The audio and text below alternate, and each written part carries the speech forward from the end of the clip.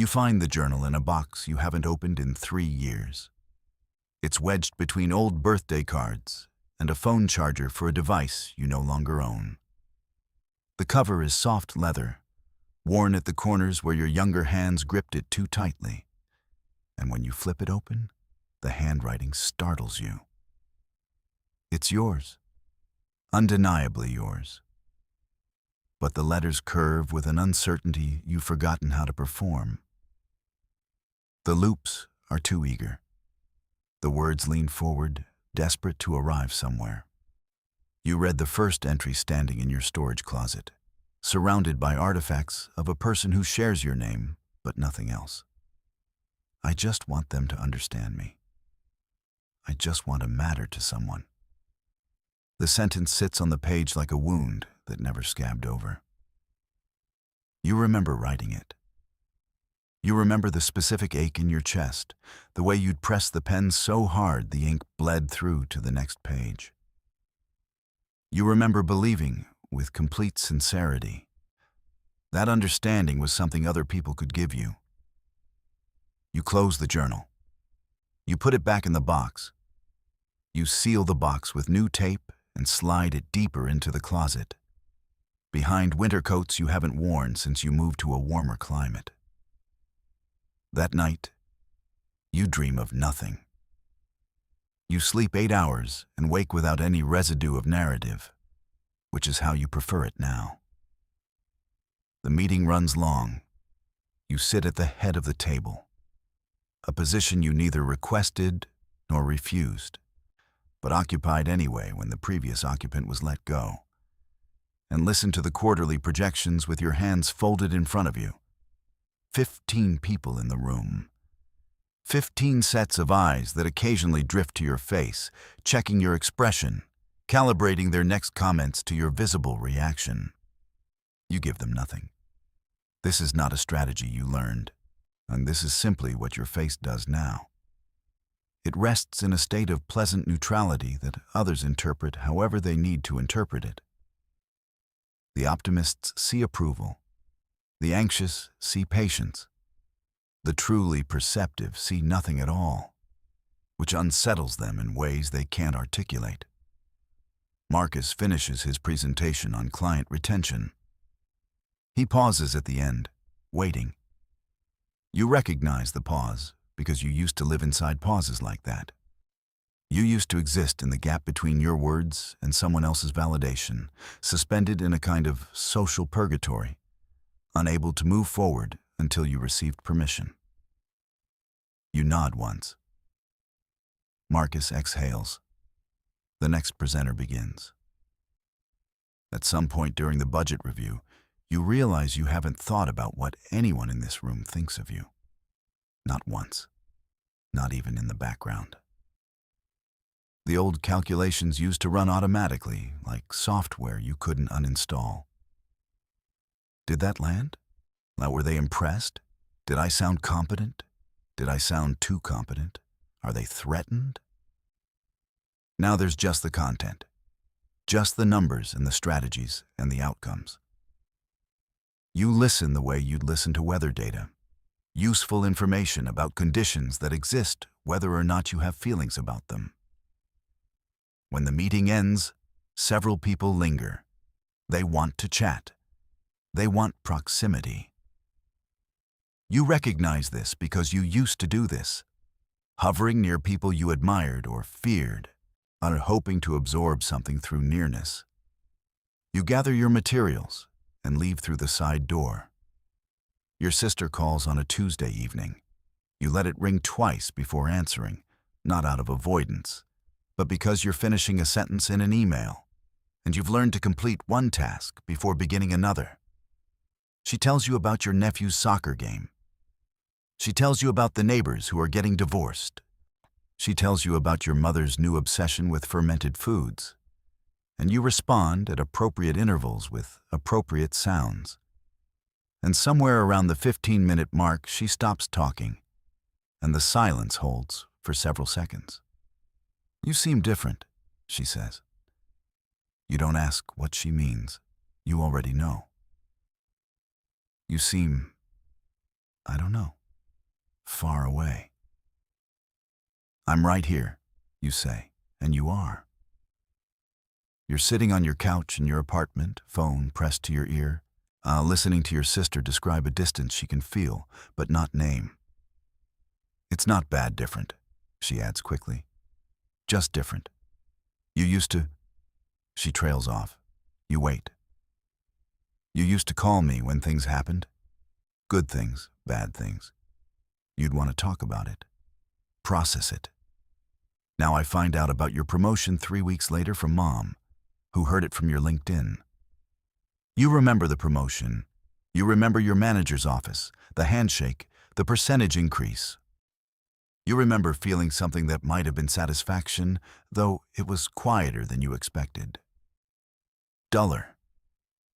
You remember driving home afterward and not calling anyone.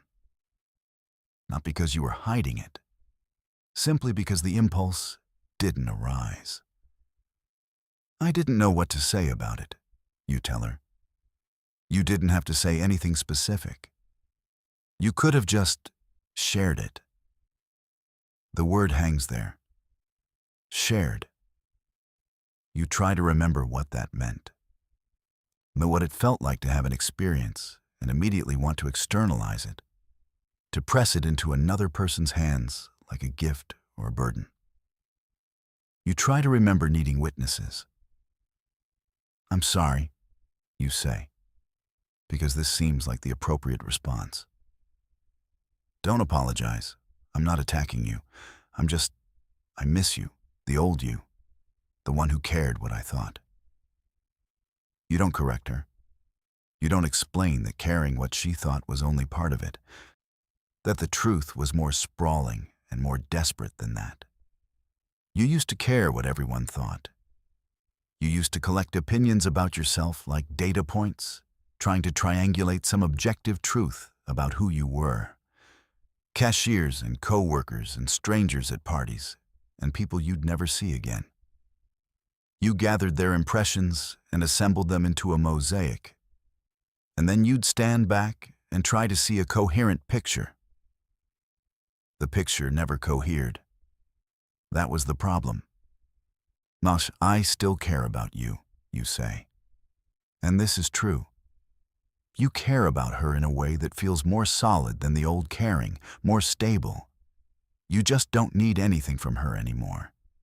You don't need her to validate your choices or confirm your worth or tell you that you're doing life correctly.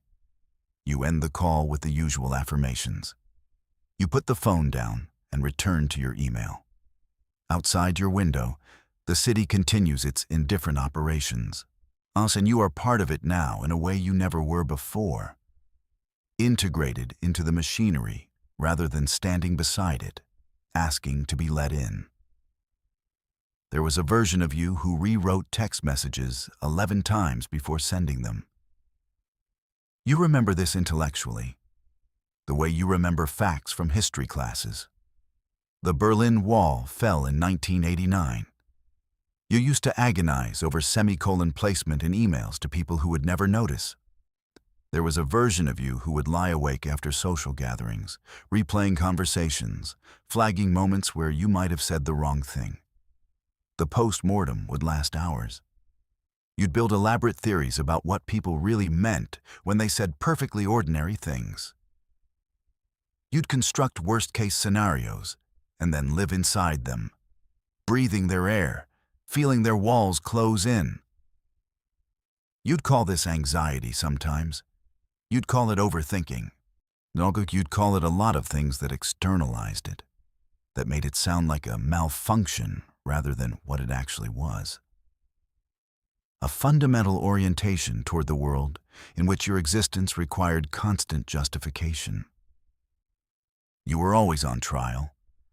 You were always submitting evidence for why you deserved to take up space, consume resources, exist in rooms where other people were also existing. The verdict was never final. Every day, it had to be re-earned. You don't remember deciding to stop. There was no moment, no epiphany, no therapist's insight or self-help breakthrough.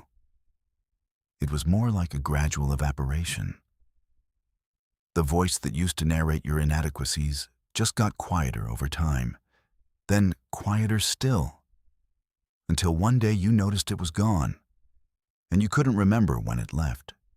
What replaced it was nothing, not confidence. Confidence is still a relationship with others' perception, still a claim that positions itself against potential doubt. What replaced it was something flatter, an absence where the question used to be.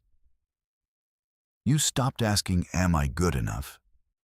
and no other question took its place. The restaurant is crowded, and you're waiting for Thomas, who is late because Thomas is always late, and you've stopped being bothered by it. You used to be bothered by it.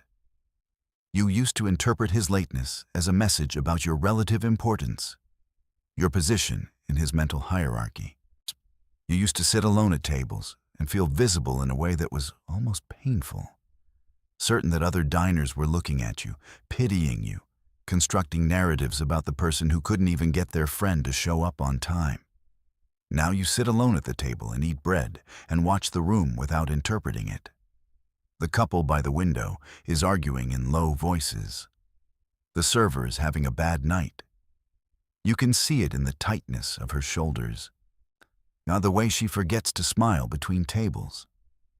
The man at the bar is drinking faster than he should on a weekday. None of this concerns you. None of this requires your emotional participation. Thomas arrives 20 minutes late, full of apologies you don't need. He sits across from you and immediately starts talking about his job, his ex-girlfriend, his landlord, his complicated relationship with his mother. You've known Thomas for 12 years. You've been his audience for 12 years. You remember when this felt like an honor. You remember feeling chosen, feeling necessary. He tells me things he doesn't tell other people. You remember believing that being someone's confidant was a form of closeness, when really it was a form of use. You're not angry about this. That's the strange part. You observe it without judgment, without resentment. Thomas needs an audience the way some people need water. It's his nature. You used to need to be needed the way some people need water. And that was your nature too. He talks for 40 minutes before asking about you. This is actually an improvement. Sometimes he doesn't ask at all, and you used to track these omissions, tallying them as evidence of something you couldn't quite name. "How's work?" he asks. "Fine." "How's the apartment?" "Fine." You seem quiet. You don't say, "I was always quiet." You just didn't notice because you were talking. Once you don't say, "Quiet is what I am when I'm not performing engagement for your benefit." You don't say anything because there's nothing to say. And you've stopped filling silence with words designed to make other people comfortable. "I'm fine," you say. "Really?" Thomas nods, unconvinced, and returns to his monologue. You eat your pasta. The evening passes. When you get home, you won't think about the dinner at all. It will slip from your mind like water through fingers, leaving no residue. Maybe start requiring no review. The photo appears in your memories feed. The algorithm has surfaced it, as algorithms do, with the innocent cruelty of software optimizing for engagement. It's from 8 years ago. You're at a party surrounded by people whose names you've mostly forgotten. Your arm is around a woman who was your best friend for a brief, intense period, before you had a falling out over something that seemed important at the time and now escapes you entirely. You're smiling in the photo, but it's a specific kind of smile, eager, slightly desperate, angled toward the camera in a way that suggests awareness of being watched. You look at the person in the photo and feel nothing. This should disturb you more than it does. This is your own face, younger and softer, radiating a need that's almost visible, almost tangible. You can see it in the eyes, the way they're seeking something beyond the frame. You can see it in the posture, the slight lean toward the group, the body language of someone who wants to be incorporated, absorbed, claimed. You try to remember what you were feeling in that moment. You try to reconstruct the inner experience of the person in the photograph. It's like trying to remember a dream from years ago. You know it happened. You know it had emotional texture. But the content has dissolved into abstraction. You were afraid. You're almost certain you were afraid. Fear was the baseline then. It's the default state beneath every other emotion. Fear of being excluded, forgotten, found lacking. Fear of the phone not ringing, the invitation not coming, the silence that meant you'd been weighed and found wanting. Fear of being yourself in case yourself wasn't enough, and the simultaneous fear of being anyone else. Because how would you maintain the performance indefinitely? You don't feel fear like that anymore. You don't feel much of anything like that anymore. The algorithm asks if you want to share the memory. You delete it instead. There's a meeting with a potential investor. You're not nervous, which your colleagues find either impressive or suspicious, depending on their relationship with their own nerves. The investor is older, accomplished, the kind of person who enters rooms expecting a certain quality of attention. He's used to people wanting his approval. You can see it in the way he pauses after making statements, leaving space for agreement, for admiration. You don't fill the space. You let it sit there empty, and after a moment, he fills it himself. The meeting goes well. He's slightly off balance the whole time, which works in your favor, though you didn't plan it that way. You simply don't have the equipment for supplication anymore. The neural pathways that once made you automatically defer, automatically mirror, automatically seek, they've atrophied from disuse. Afterward, your colleague mentions that the investor was impressed. He said you had presence, she tells you. He said you seemed like someone who didn't need the deal. You didn't need the deal. That's the accurate part. You wanted it. Wanting is still intact. Wanting is different from needing. But the distinction creates a kind of freedom that reads as power. You don't explain any of this. You accept the compliment with a nod and return to your office.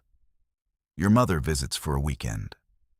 She's older now, smaller, moving through your apartment with the cautious steps of someone unfamiliar with the terrain.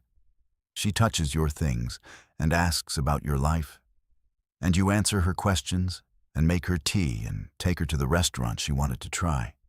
She tells you she's proud of you.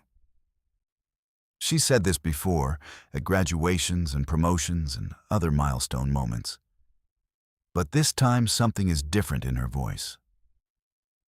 There's a note of something underneath the pride. Not quite worry, not quite grief, something in between. You don't call much, she says, not accusingly, just observationally. I know. You used to call every Sunday, remember? After your father passed. Every Sunday without fail. You remember.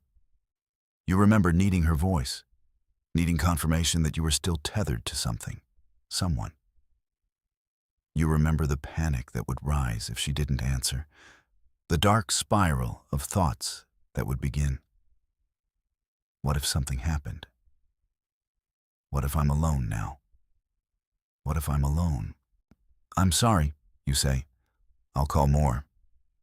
It's not about the calls. She sets down her teacup. Her hands are older than you remember, spotted and veined. It's about, I used to feel like I knew you. I used to feel like I could read you, even when you didn't say anything. Now it's like there's a wall. You don't argue with her. She's not wrong.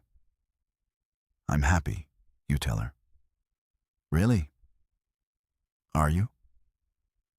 The question hangs there.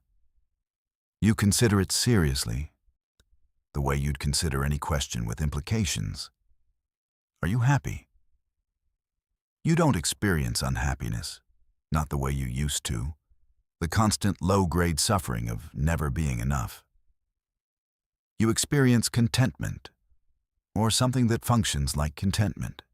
You experience satisfaction when things go well, and mild disappointment when they don't. What you don't experience is the wild swings that used to define you, the desperate hope and crushing despair. The way someone's praise could send you soaring and someone's indifference could destroy you for days. You don't miss those swings. They exhausted you. They were unsustainable. But you understand, looking at your mother's face, that the swings were also legible. They were proof of engagement, of investment, of a self that could be affected by the world and the people in it. What you've become is illegible. What you've become is something even you can't fully translate. I'm okay, you tell her, because it's true and it's all you can offer. She stays for 2 more days. You perform attentiveness as best you can, and you're not sure if she notices the effort or the lack of it. When she leaves, you return to your routines without the disruption lasting any longer than her physical presence. The old therapist's notes arrive by accident. You'd requested a transfer of records to a new provider, standard procedure, and someone included files that should have remained internal. Scribbled observations from sessions you'd forgotten. Impressions of a person you've stopped being. Patient presence with significant anxiety around social acceptance. Core belief appears to be that self-worth is contingent on external validation. Reports spending substantial mental energy on managing others' perceptions. Thus, difficulty identifying own preferences separate from what others might approve of. You read this like a case study, like documentation of someone else's pathology. Patient expresses fear of being seen, while simultaneously craving visibility and recognition. This paradox appears central to their distress.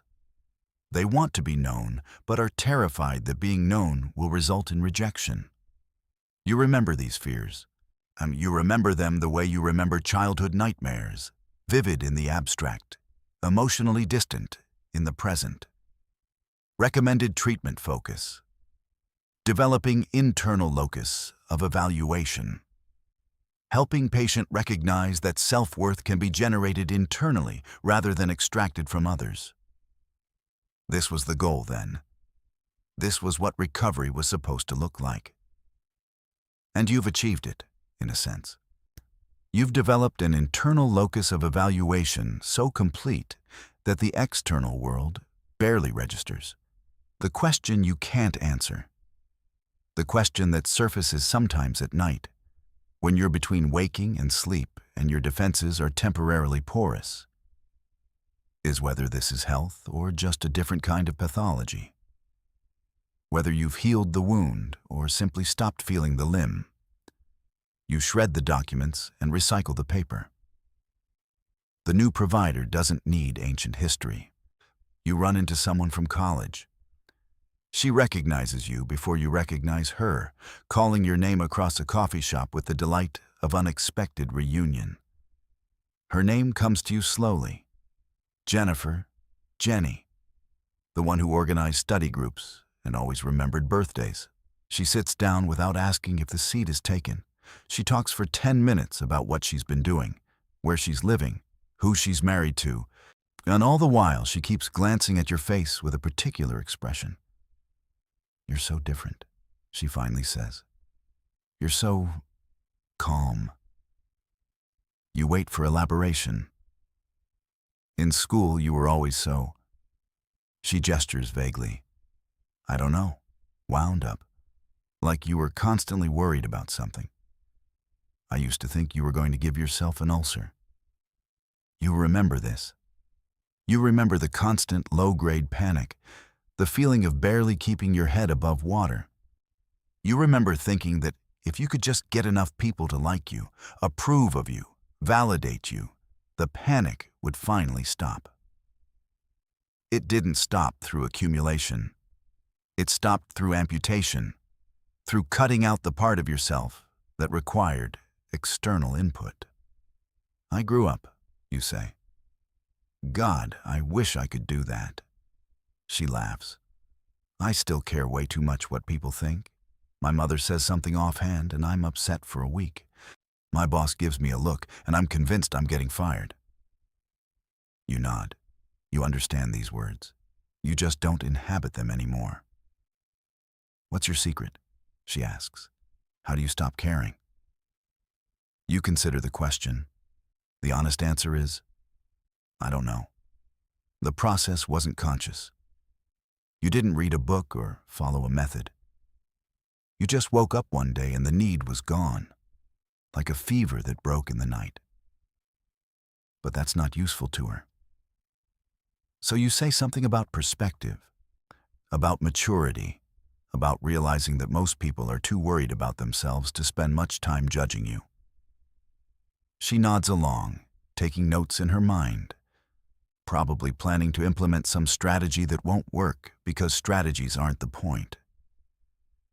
The point is that you became someone else. Not gradually, not consciously, not through any process you could replicate or recommend. You became someone who doesn't need what you used to need, and the becoming erased the person who needed it. When you leave the coffee shop, you don't think about the conversation. You walk to your car and drive to your apartment and continue your day. Jenny will probably think about you tonight, will probably tell her husband about running into you, will probably construct theories about what changed. You will not think about Jenny at all. The journal is still in the closet. You know because you've inventoried the storage space, not because you've opened the box. You could throw it away. You could remove this artifact of the person you used to be, eliminate the evidence. But you don't. You leave it there, sealed and silent, archived. Sometimes you wonder if you should feel loss, if the absence of the old self should register as grief rather than relief. You had something once, a rawness, a porousness, a capacity to be moved by the opinions of strangers. It was painful, but it was alive, and it connected you to other people through the very desperation that drove you to seek their approval. Now you're sealed, whole, complete in a way that requires nothing from anyone. You watch people in public sometimes, observing the small negotiations of approval and acceptance that structure their interactions. The laughs that are slightly too loud, designed to signal enjoyment. The agreements offered too quickly, designed to signal alignment. The careful curation of selves, designed to earn favorable judgment. You used to be fluent in this language. You used to speak it without thinking, the way native speakers conjugate verbs. Now you observe it like an anthropologist. Interesting, recognizable, foreign. The performance review happens annually. Your manager sits across from you with a document full of ratings and comments and growth areas. Exceeds expectations, meets expectations, exceeds. You've performed well. You've contributed value. You're being recommended for another advancement. He asks if you have any questions. You don't. He asks if you have any concerns. You don't. He asks, and this is unusual, this is him going off script, if you're happy here. I'm content, you say. He nods slowly, writes something in the margin of the document. You don't wonder what he's writing. You don't care what he's writing. The meeting ends, and you return to your desk, and the day continues. That night, Anna, you cook dinner and eat it without company. You read a book and retain most of it. You shower and sleep and wake without dreams. You are self-sufficient in a way that once seemed impossible. You need nothing from anyone. You rely on no one's opinion to feel worthy, no one's attention to feel real, no one's validation to feel like you exist. And yet, in the moments before sleep, when the mind loosens its grip on its own narratives, something surfaces occasionally. Not regret exactly, and not longing. Something quieter than that. Something that might be the memory of caring, or the faint awareness that a certain kind of aliveness has been traded for a certain kind of peace. You don't dwell on it. Dwelling is something the old you would have done, obsessing over meaning, excavating emotion, turning every feeling into evidence of something larger. The new you just lets it pass, just notes it and releases it and sinks into the comfortable blankness of sleep. Years pass. They'll continue to pass. You'll continue to exist within them, present and accounted for, functional and contributing. People will admire your composure. People will wonder about your secret. People will describe you as someone who has figured it out, whatever it means. You won't correct them. Correction would require caring about their accuracy, and accuracy is their concern, not yours. Somewhere in a closet, a journal contains the handwriting of someone who needed desperately, painfully, with a hunger that defined every interaction and exhausted every relationship. That person is preserved there, in ink on paper, wanting to matter, wanting to be understood. You no longer recognize them. You read their words and feel the distance that can only exist between strangers. This might be freedom, it might be loss, it might be both at once. Two things that shouldn't coexist, occupying the same psychological space. You don't spend much time wondering which one it is. The wondering was always the part that hurt anyway. The constant analysis, the endless examination, the inability to simply exist without questioning the quality of your existence. You've stopped questioning. You've stopped wondering. You've stopped needing anyone to tell you whether you're doing it right. And in that silence, where the questions used to be, there is something that resembles peace, or resembles nothing at all. It becomes harder to tell the difference.